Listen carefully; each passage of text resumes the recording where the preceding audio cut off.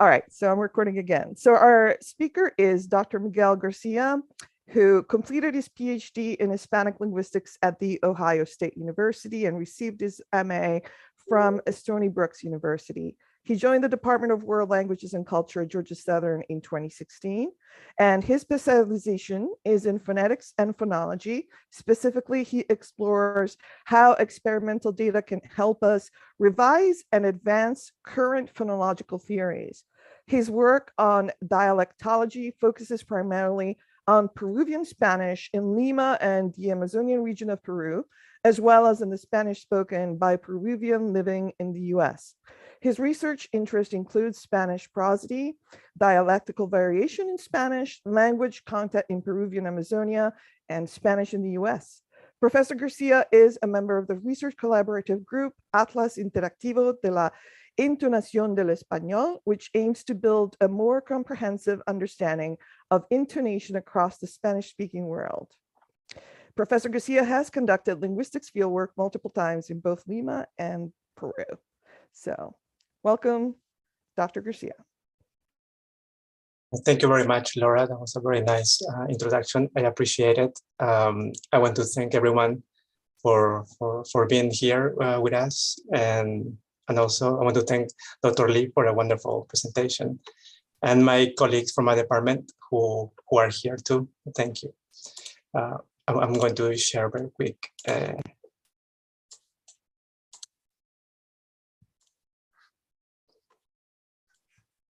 You can see the PowerPoint. Is that right? Mm-hmm. Yes. Okay.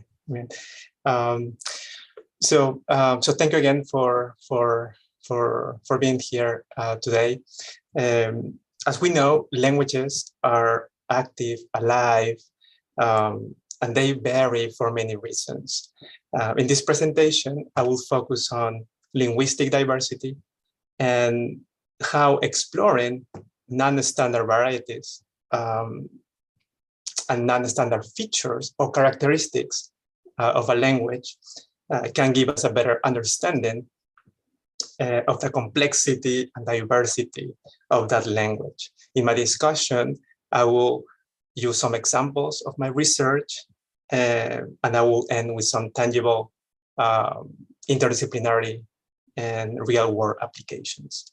And just to be clear with some of the terms, when I mean standard varieties, I'm referring to the variety of a language that is mainly associated with formal schooling, with the news that we hear, etc.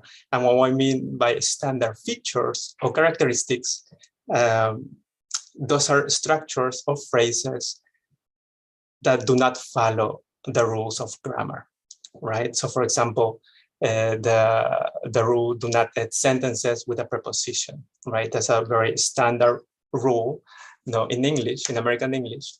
And again, those follow the rules, of grammar. So in very simple terms, linguistics is a scientific study of languages, right? So using models or theories as linguists is to describe and ideally explain how speakers use a particular language. So we always try to look for patterns, and we know that speakers do not make random choices. When the speakers speak a language, there is a reason why they use a particular phrase, a particular sentence. So there is it's a very intentional process. I want to also, before getting into the details of the presentation, I want to explain very quickly what linguists are not, right? So modern linguists, right, are interested in how speakers use a language. We are not interested in telling people you should say this phrase, or you should follow this particular rule. That's not our job. That's not what we do, right? So we're not grammar police. This is very interesting because when I meet people, the least thing I tell them is that I'm a linguist, right? In the past, I used to say that. The first thing after my name, I am a linguist. I notice when people start being careful with the language that they use, with the phrases they use, right? And for a linguist, that's boring, right? If someone follows every rule of a grammar, for us, that's okay. There's not interest in there, right? I mean that if we compare that to a historian, right? If you say I'm a historian, that's great, or I am a chemist, that's wonderful. If I say I'm a linguist, the show ends. The show ends.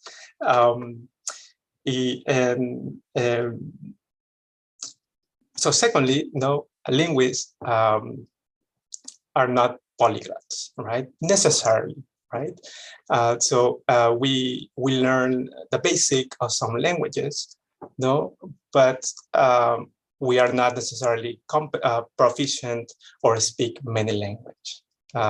So please never ask a linguist how many languages they speak. Now this is interesting because when I was doing some of my research, although we are not in a way interested in one particular language, we're more interested in how languages as a whole work. Just to give an example, when I was studying Spanish, right, I focused on Spanish, and I had to learn about other languages, so how they function, so I can, in a way, find common ground between languages, right? So, for example, I was in part of my research, I focused on how Spanish sounds, what is the melody, what is the cadence of Spanish. But if I only focus on Spanish, the picture will be incomplete, right? So for that reason, I had to learn and explore how melody, how tones work in Mandarin, for example, right? Or how tones, how intonation works in Dutch or in Portuguese, right? So in a way to find common ground, as I said before, right? So although we work in a particular language or a variety, linguists, we are interested in how language works as a whole, right? And that is part of our contribution with our research. So moving on a little bit, a very general idea of Spanish from the Cervantes Institute. This is a very interesting institute from Spain, which was created in 1991, which in a way foster the teaching and learning of the language, and also makes the Latin American and Spanish culture more visible in the world. So as you may know, there are around 591 million of speakers of Spanish in the world, and they are distributed in many places, in the Americas, in Europe, in Africa, and also in Asia. Of those 591 millions, around 493 millions have Spanish as their first language, as their native language. And something very interesting as well is that in 40 years, the projection is the United States will become the second largest Spanish-speaking country in the world, behind Mexico. Again, these are just to put in perspective the case of Spanish. Now, like many languages, I mean, Spanish is not unique in this regard. Like many languages, Spanish is a very diverse one, right? Not only linguistically, by pronunciation, by sentence structure, by vocabulary, etc. There are also differences between register, when we talk about in a very formal way, for example, in our classes, or at least I do, right, in a very formal way, but also there is a more colloquial way to speak a language, right, when we are with our friends, with our family, etc. Now, Spanish, like other languages, also can be different according to geography and also socioeconomic levels, that also can depend how we sound, how we the tools we use to communicate, right? And something interesting about Spanish is that it is in contact. It is situated in language content situations, right? So in many places of the world, Spanish is in contact with other languages. In Spain, for example, Spanish is in contact with Catalan or with Basque. It's very close to Portuguese as well. In the Americas, Spanish is in contact with indigenous languages, right? And with African languages as well. And historically, Spanish had an influence with Arabic as well, right? So again, Spanish has been in this language context situation, which has made more diverse how Spanish has evolved. So if we look at this diversity, any research in Spanish is a beautiful challenge, right? We need to cope with that diversity in the language. So now I want to move into some of my previous and ongoing research. And what I want to show here is that by looking at non-standard varieties of a language, again, those varieties that are not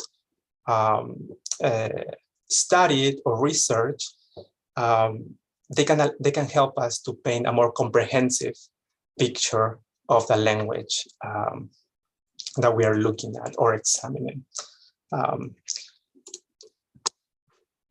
So to start, in terms of non-standard varieties, so as you probably know, there are many types of Spanish. For example, the one is spoken in Spain, the one is spoken in Mexico, etc. And I am originally from Peru, and again, this is a map of Peru, and Peru has mainly three regions. We have in the yellow region, we have the coastal section of the country. In the brown color, we have the mountains, the Andes, and to the right side in green, we have the Amazon region of Peru, And what is interesting is that geographically, the Spanish that you hear in this region is very different. It's very different. So here in the start, we have the capital, Lima, and as it happens with many research about languages, usually the one spoken in the capital is the most researched, is the most known, is the one used in news, right? Is the one used is seen as the standard, as the way that Peruvian Spanish should sound, right? And of course, in the blue circle is where I conduct my research, which is in the Amazonian region, and it's about the Peruvian Amazonian Spanish. So we compare the research available from the coast, from the Andes, which is very robust, and we compare it to the Amazon. There is not so much about this variety, right? When I was starting my research on this variety, I didn't find a lot of literature on it, And as you know, that's a positive thing, but also can be a limited way, right? So how do you start a conversation if there is nothing written about this variety, or there is a little bit, compared to the other sections? So when I was working, as I said, on the melodies, right? So impressionistically, the Spanish spoken in the Amazon is very distant, right? But the moment that we start to look at why it sounds different, so is there a description how or why it's different? There was nothing available, right? And mainly those theories or models about the melody were based on more canonical Spanish, right? Everything that I read from my research was based on the Spanish spoken in Spain, perhaps the Spanish spoken in Mexico, in Argentina.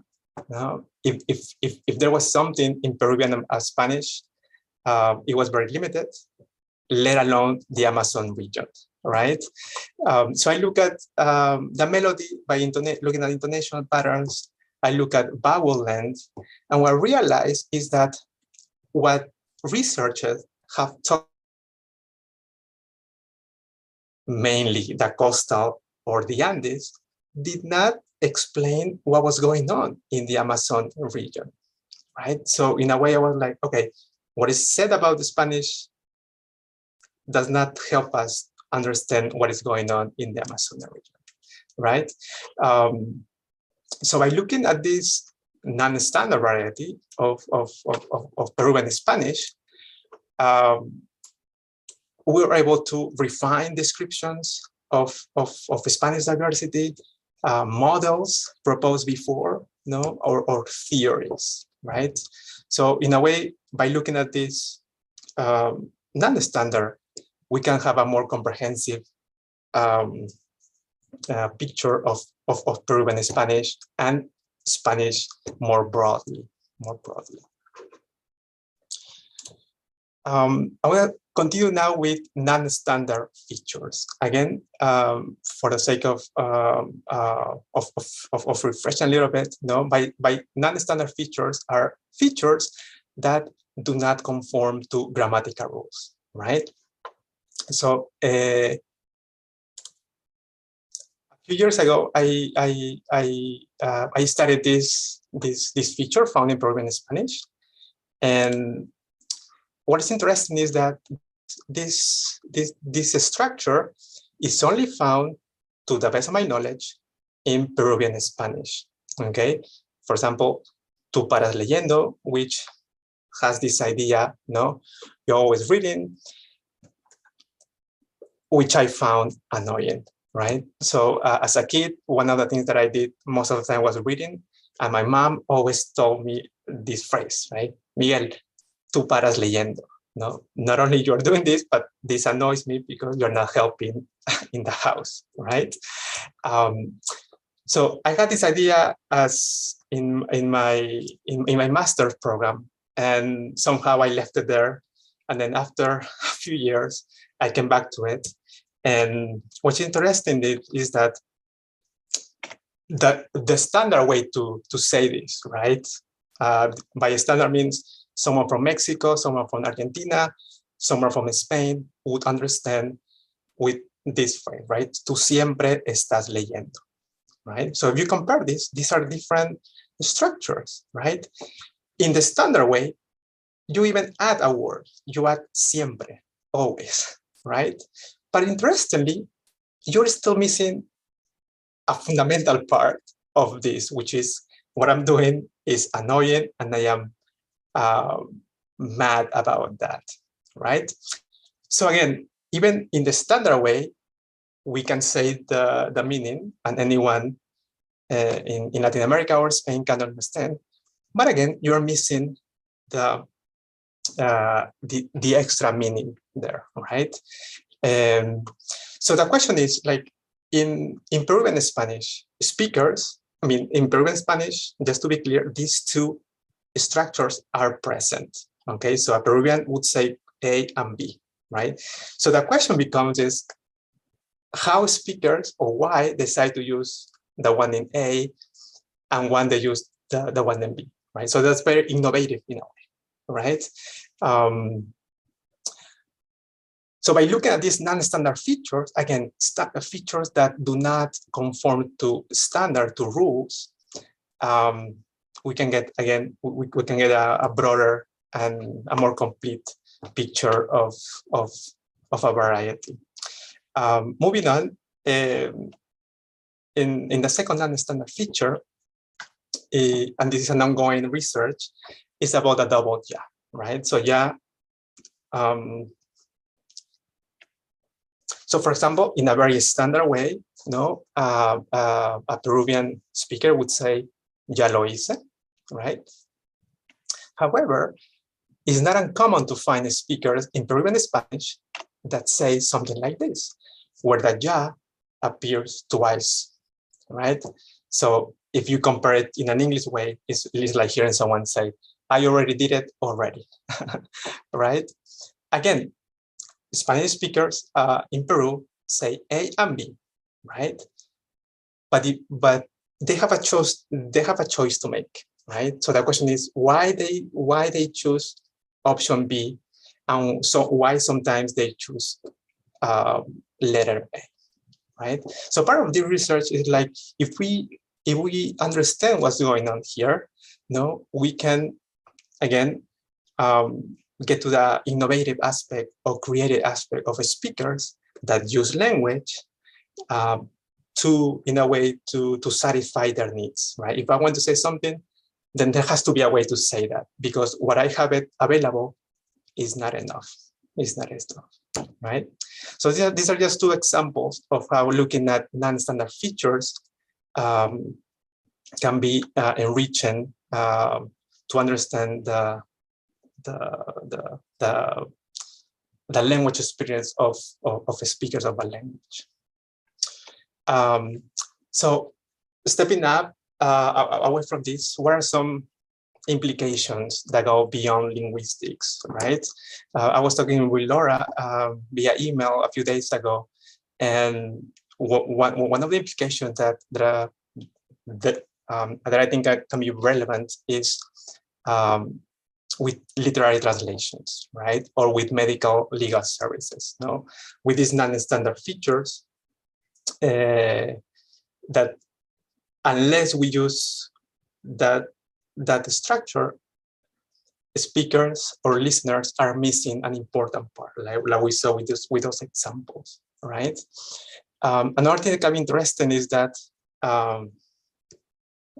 non-traditional corpus data, the way I collected data for this project, for these two projects, is very time-consuming, because these features only appear in a very colloquial way, right? The president of Peru will not use these phrases, right? If you read the newspapers, these phrases will not appear.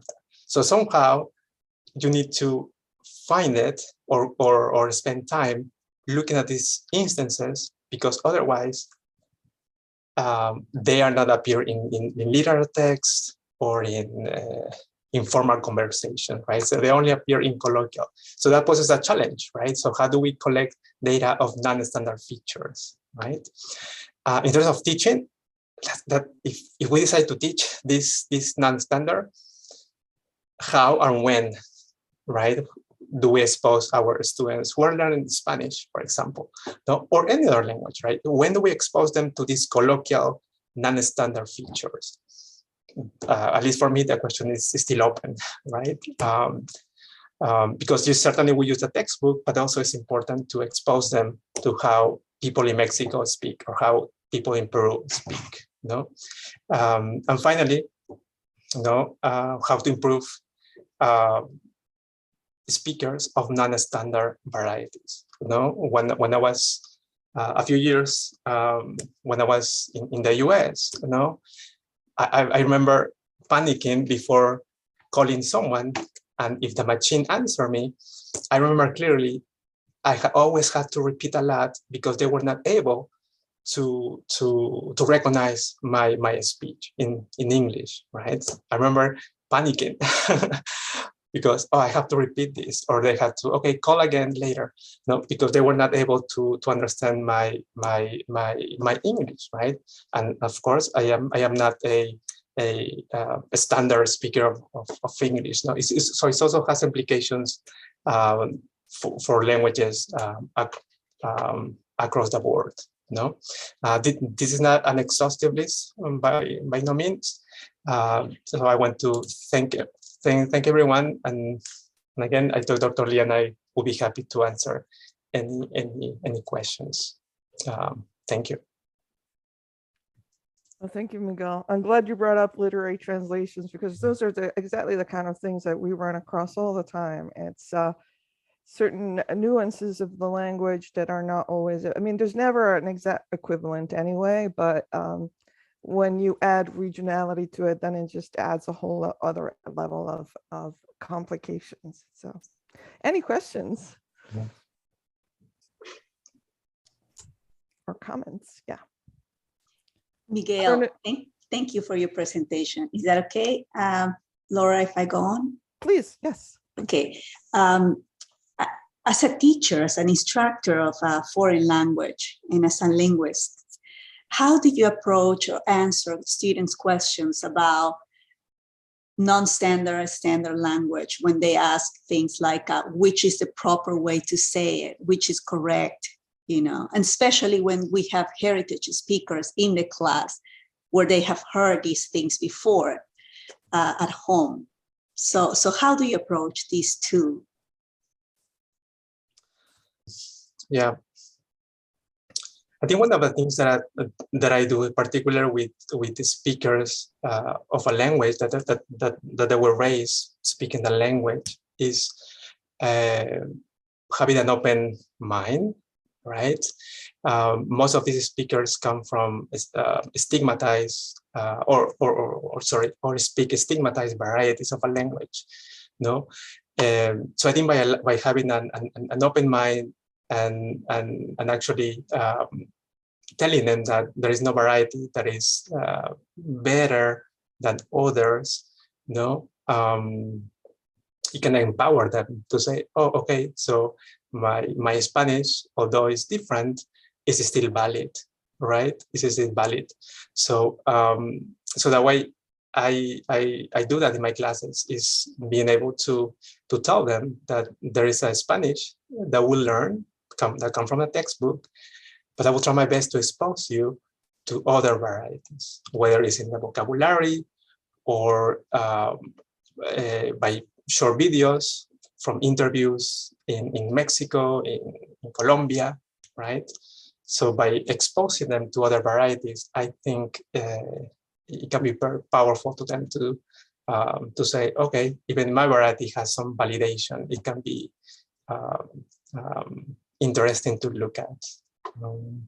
So again, by exposing them, it would be a good way to do that. Thank you. Mm-hmm. Thank you.